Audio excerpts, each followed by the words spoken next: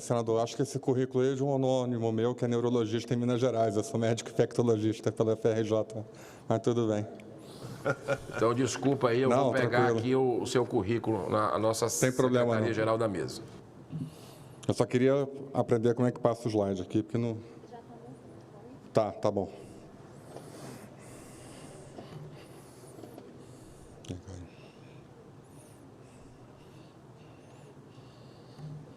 Parei que eu... Foi? Tá. É uma honra estar aqui na tribuna do Senado Federal do Brasil para falar sobre um tema tão relevante. Queria agradecer ao senador Reins, ao senador Girão pela oportunidade. É lamentável a ausência do Ministério da Saúde, o que comprova o que a gente vem falando nos últimos anos a respeito do papel desses agentes públicos em relação à questão do combate à Covid no Brasil, como geral, que não está sendo norteado por ciência, e sim por ideologia.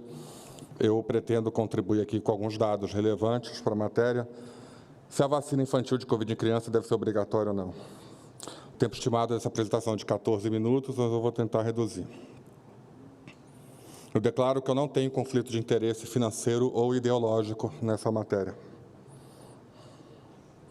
Aqui é um breve currículo meu. Basicamente, eu sou médico infectologista, formado pela FRJ, residência no Emílio Ribas, no qual sou médico assistente há quase 20 anos. Sou perito médico federal há quase 20 anos também. Bom, está aqui, vamos lá. A aula está dividida em 4 pontos, que vão ser passados rapidamente, dado para cumprir o tempo pedido pelo Senado. Vamos falar sobre normas, situação do mundo e bioética, dados científicos, o que falam os estudos, nota técnica e o PNI, o que diz o PNI e a nota técnica 118 do Ministério da Saúde sobre o tema e conclusões. Normas. Situação da Covid, fala primeiro a situação da vacina da Covid em crianças no mundo.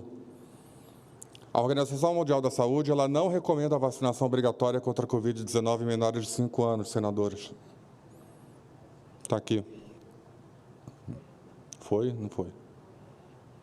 Não foi? Foi.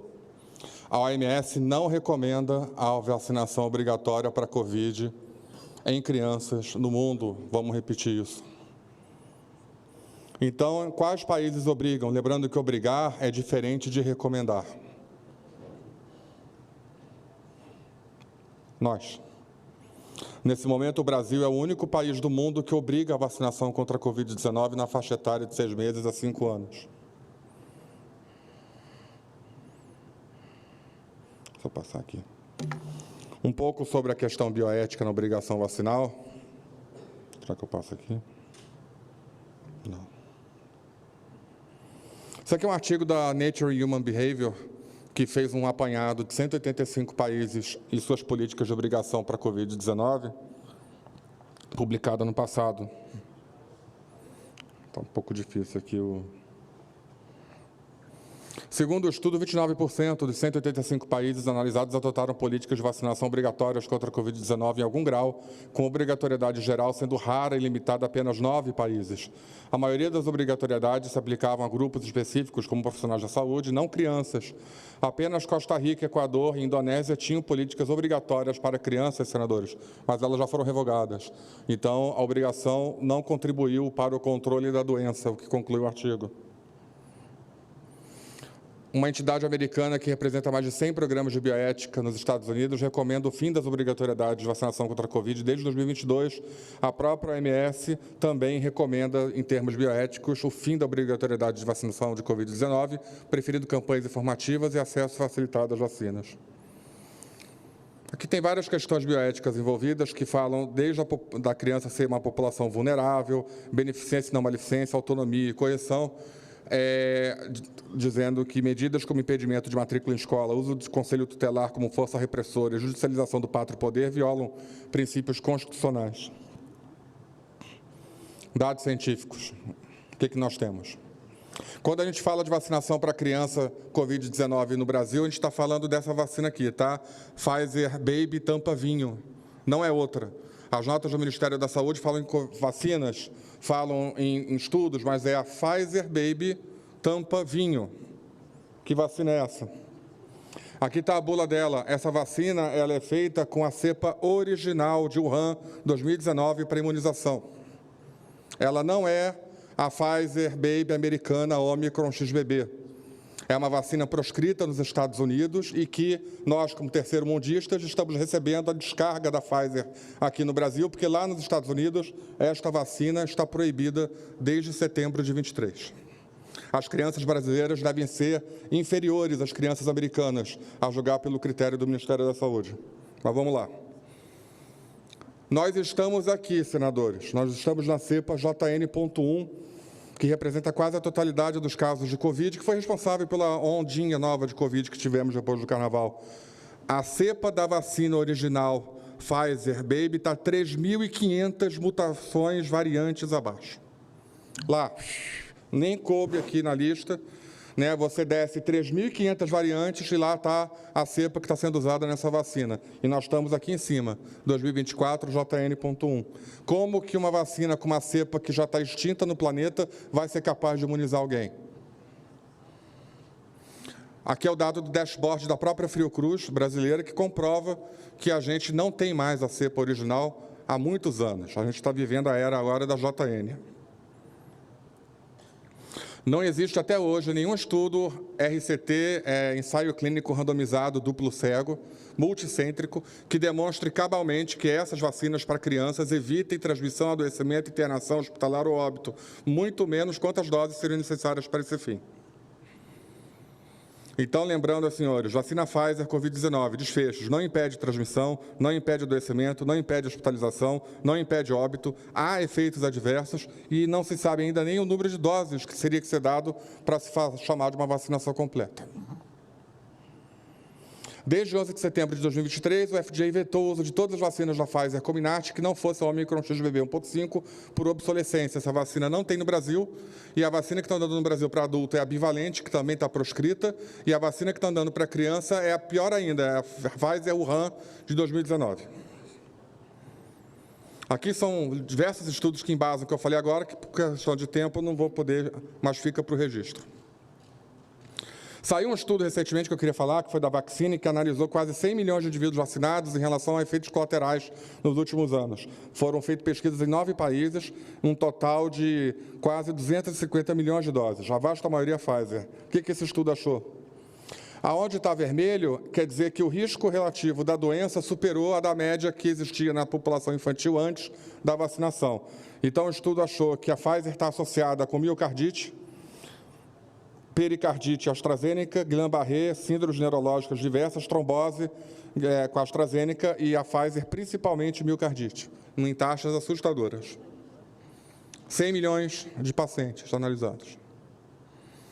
E o que o Ministério da Saúde fez? Aqui a gente tem a lei do PNI, que tem uma lei, um decreto, onde diz que para estar no PNI, a vacina tem que impedir a transmissão da doença. Ela tem que impedir a transmissão da doença. E o artigo 19 diz que, em casos que o médico especifique a contraindicação, ela tem que ser respeitada.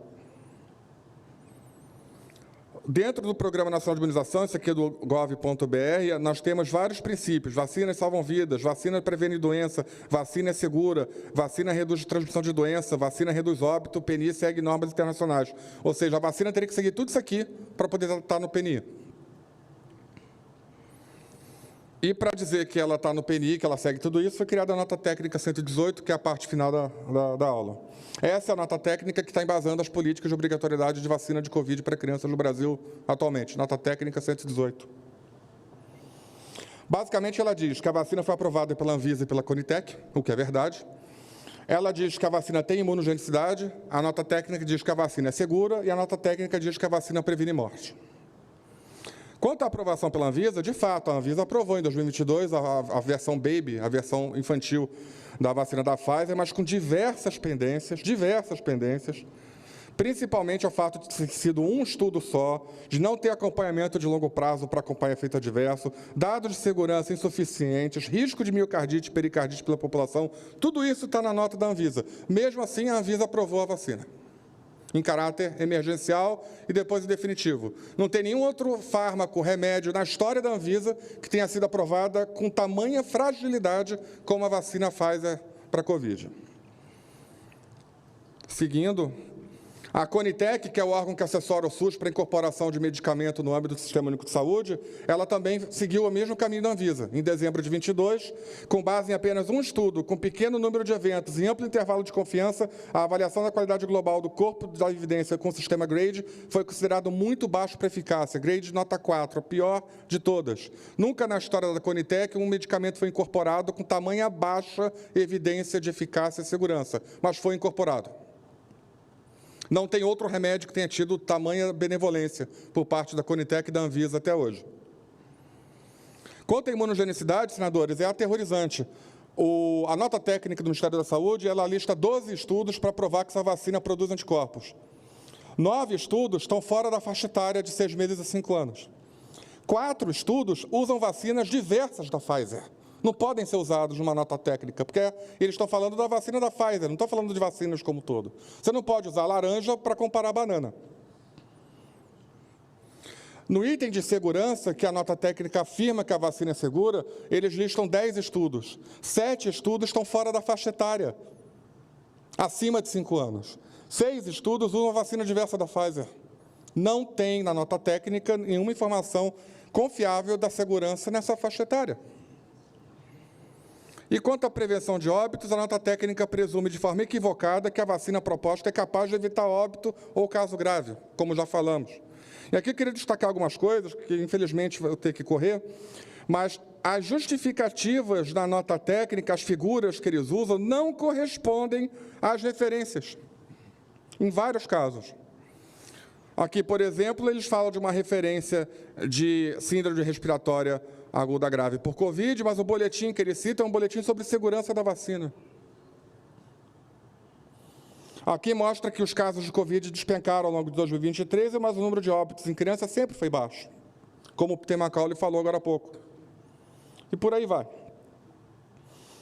Tem muito mais óbito por vírus sincicial respiratório e até mesmo por influenza agregado do que por Covid-19 em criança no Brasil, na semana epidemiológica usada em 2023. Não é uma emergência sanitária.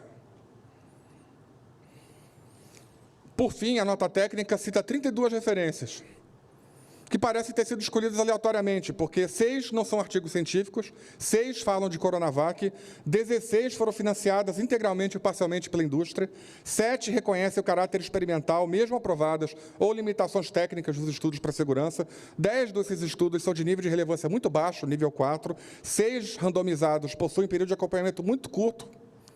E esse é clássico dos estudos de Covid. Eles fazem acompanhamento muito curto. Esses estudos têm que ser acompanhados por meses, às vezes anos, né? Uma revisão sistemática não separou adequadamente os critérios de comparação, nenhum estudo avaliou a imunidade celular pré-vacinação. Ou seja, eu não sei como é que já estava a minha imunidade celular antes de entrar no estudo. Isso mata qualquer conclusão.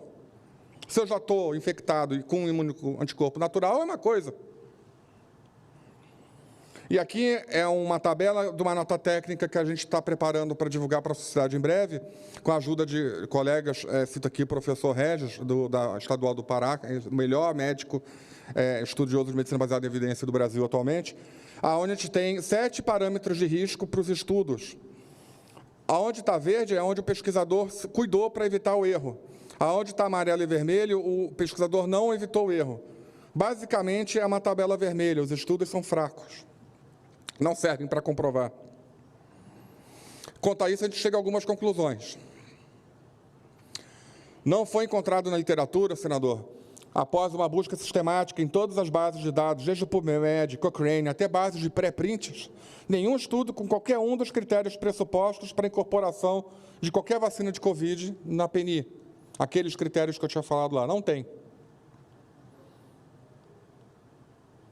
As evidências disponíveis a partir dos estudos constantes na nota técnica 118 não justificam a inclusão das vacinas para Covid no Plano Nacional de Imunização do Ministério da Saúde do Brasil, por serem de tipos considerados de muito baixo nível de evidência, sua grande maioria, 19 dos 24 estudos analisados na nota técnica são de baixo nível de evidência, e a totalidade associada a alto risco de erros sistemáticos em vários itens de qualidade, conforme mostrados, qualidade metodológica pobre representatividade em todos eles, além de conflito de interesse já anunciada.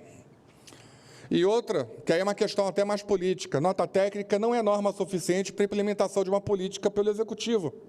As notas técnicas, elas apenas embasam a decisão do gestor responsável.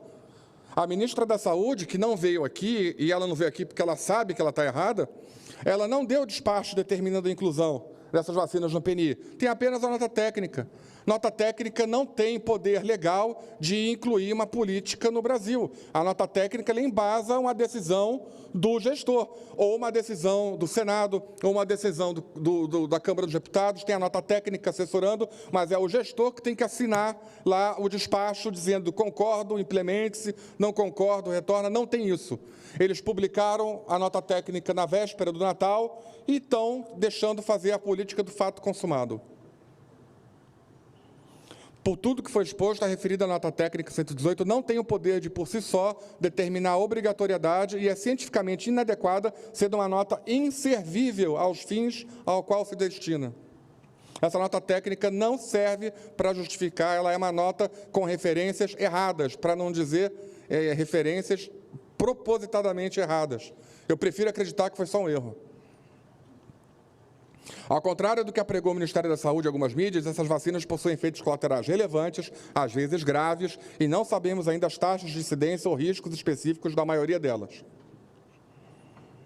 Lembrando, vacina Pfizer para a Covid-19 não impede transmissão, não impede adoecimento, não impede hospitalização, não impede óbito, há efeitos adversos, não sabemos o número de doses. Isso é o que tem em todos os estudos até hoje. Não tem um estudo de alto nível que mostre algum desses itens em relação a essa vacina.